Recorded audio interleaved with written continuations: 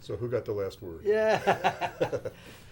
Jim Nichols. Martin Taylor. Welcome to Guitar Conversations. Thank you. My on pleasure. On the sofa. Nice My to see pleasure. you again. It's nice to be on any sofa.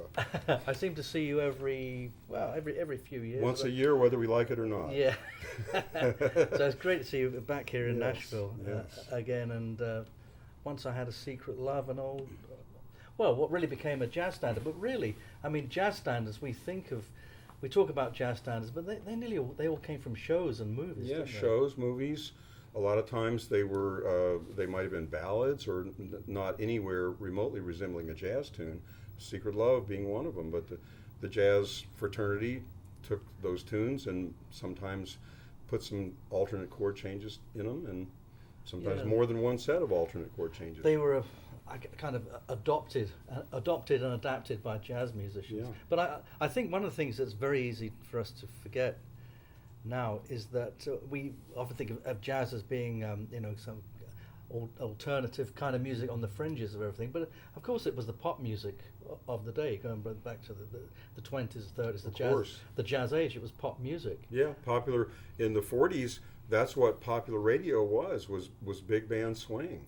And then, of course, the jump swing started to come in the mid 40s, late 40s with Louis Jordan and Timpani 5 and things like that. And actually, that sort of led into Chuck Berry and Bill Haley and the Comets and the early rock and roll. You know, if you listen to Chuck Berry, he sounds a little bit like Charlie Christian in some of his solos. Absolutely. And even Maybelline is kind of a jump swing tune, for example. Yeah. it's funny you should say that, because I've actually I saw a TV documentary recently back in the UK.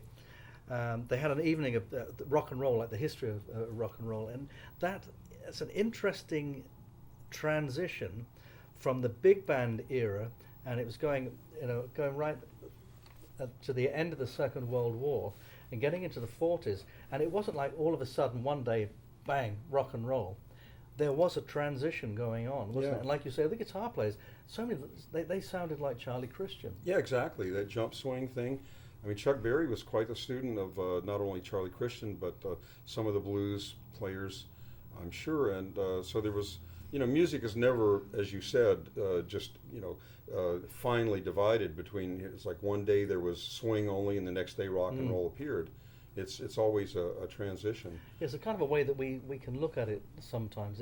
There is a feeling, and certainly the way the media have always portrayed this is not even, the Bill Haley was suddenly there, but one day, Elvis. One minute it's Glenn Miller, the next minute it's Elvis. But there's all this going on, and of course, and you can see how interrelated all the music is. A popular 20th century American music. Sure.